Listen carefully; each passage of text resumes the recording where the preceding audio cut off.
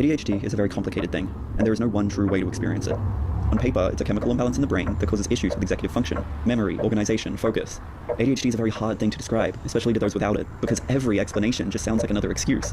I just can't do it isn't enough, even though oftentimes it is the reason. ADHD is living a life knowing what the full picture is supposed to be, but every time it matters, you find yourself missing a piece.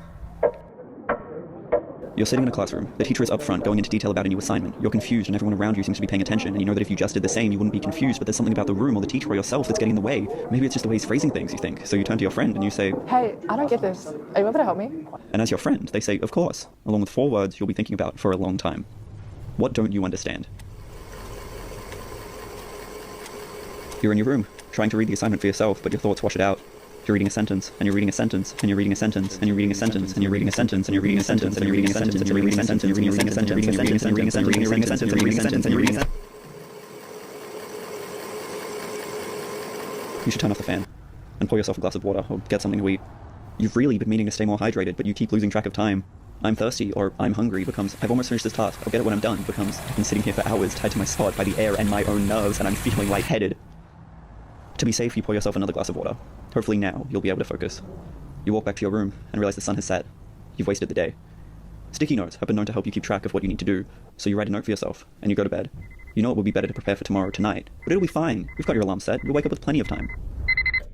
You miss your alarms. You miss your chance to pack, have breakfast, brush your teeth. You're missing your keys, and in the rush to find them, you think of all the times you've been here before. If only you could just learn your lesson. Your mom's waiting for you by the door. It's been 2 days. Is it really that important? Yes, it was in the bag, but it's gone missing. Do you really have to find it now? Just leave it. We're gonna be...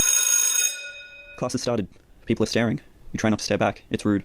Nice of you to join us, the teacher says. This is the time this month. He continues with the lesson. You try your hardest to focus and pay attention and take in what he's saying. Just listen, it's not hard. Just listen and everything will be so much easier. What is he even saying? When did we learn that? God, this always happens. Can I please just listen? You're on the train home. You look at the next stop screen reciting each station in your head. How many times have you been here, you wonder? How many times have you done this? You've made it home. You're exhausted. You don't know why. You didn't even get anything done today. It would make sense being this drained if you'd gotten something done, but your brain is fried without the results to justify it. And that's when you realize. You forgot to ask about the assignment. Whatever. You'll just ask him tomorrow. And why didn't you tell me sooner? Well, I was meant to, but it slipped my mind. For 2 weeks? It's been 2 weeks. Yes, it's been 2 weeks. Right. Well, actually... What have you been doing in class the past few weeks? What have you been doing? Nothing. Absolutely nothing. But you can't tell him that. That'll never be enough. So you find yourself making something up that convinces no one. But what else can you do? 2 weeks. 2 valuable weeks. Gone. Wasted.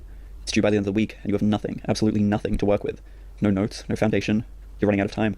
You're running out of time. You're running out of time. You're running out of time. You're running out of time. You're running out of time. You're running out of time. You're running out of time. You look at the sticky notes on your wall. They're good at keeping track of what you've failed to do, of what you haven't even tried to do, or the promises you make to friends, teachers, and yourself that you've broken in time. It's not like you want to let people down. You wish you could do the opposite. Sounds like it should be so easy, but no matter what you do, you find yourself somewhere else entirely. It's at this point that the mere thought of this assignment sends you into a spiral of despair. Are you just doomed to be like this forever? To a life of constant noise and distraction and disappointment? You start to wonder how long you'll end up stretching this project out until you can finally get it done. All hope seems lost. You're alone and exhausted. And finally, a bottle. A small white bottle. Dexamphetamine, the doctor said. 5 milligrams, twice a day. It's the only thing you haven't tried, so you try it. And it's like putting on a pair of glasses after a lifetime of not knowing just how blind you really were. It helps.